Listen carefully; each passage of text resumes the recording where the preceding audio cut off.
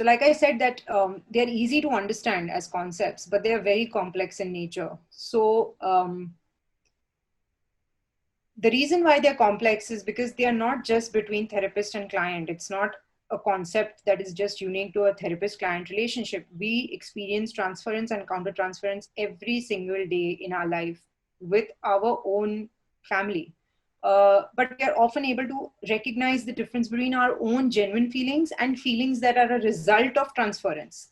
So throughout my training, I also had a difficulty when I was learning about transference and countertransference. I had a difficulty analyzing in my own life who really was an irritating person and who was a person who was irritating because that there was some part of them that reflected some part of me. And it's not easy to figure out. If you try to figure out why you don't get along with certain people, you don't know if it's because it's that person's fault or if it's something to do with you. And this confuses people a lot. So as processes, they are very complex. But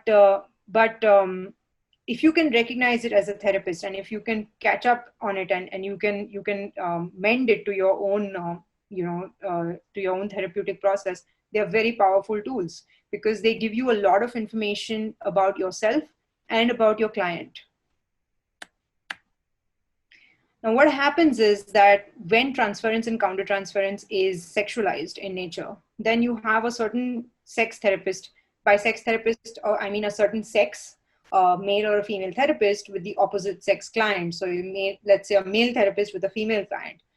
In this case, what happens is generally a male therapist, only in this example, it can be the reverse. It can also be female therapist with male client.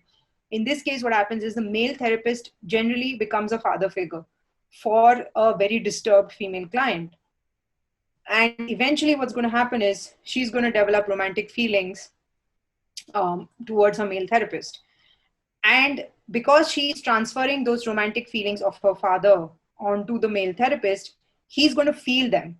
And there's only two ways he's going to react. He's either going to completely back off because he feels that this is uncomfortable. If he's married and he's in love with his wife, he will completely back off and transfer the case, or he may start to reciprocate those feelings. And this can often lead to a very difficult situation in the therapy room where you have certain sexual tensions between therapist and client. This is a very common scenario actually in therapy, and this is not ethically allowed by the American Psychological Association. It is illegal. They will strip you of your license, your degrees, and they will destroy your name completely if you do engage in a relationship with the client.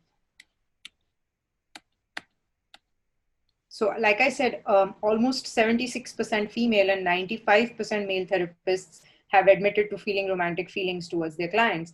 That's a huge number.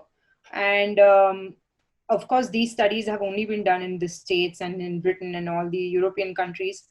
We don't have, or at least I'm not aware of data of countertransference and transference in therapeutic sessions with the Indian psychological, or Indian psychologists.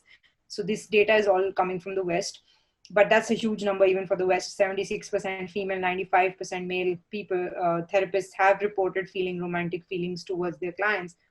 The other problem is most psychologists and psychiatrists or mental health workers generally get into the field because they have a tendency to get attracted to people who are in need and who need help.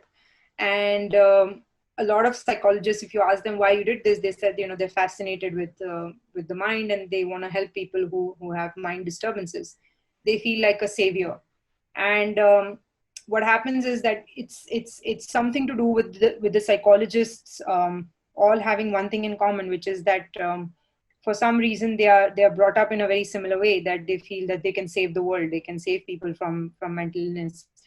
And when you have a client who's extremely vulnerable, extremely dependent, extremely open to you about what's happened with his life or her life, and very obviously opens their heart to you in therapy, you tend to start developing a soft corner or sympathy for them, which can eventually lead to romantic feelings. This is why in this particular profession, it's very common, more than in medical profession, to develop feelings for your client, because we are in a profession of saving somebody from their emotions, saving somebody from their personality. It's a very deep, very interpersonal relationship that you develop in a therapy room.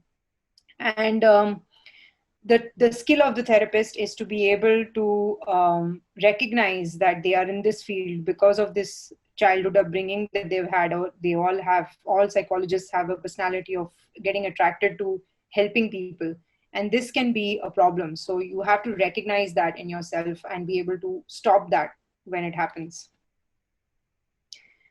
Now, in countertransference, what happens is that the feelings are first projected by the client, so that is the transference, and then reprojected back from the therapist to the client, that is countertransference. Now, the skill of the therapist comes here, recognizing the difference between true love and countertransference, or recognizing the difference not just in case of love. Here, I've taken the example of love. For example, if you have a love relationship, you feel you have a love relationship with your client. Here, I've taken the example of love, but any feeling, let's say irritation or anger. Some clients provoke anger in you. Recognizing the difference between real anger for some real reason or countertransference is up to the skill of the therapist. And if used correctly, they are the greatest tools in psychoanalysis for psychotherapy.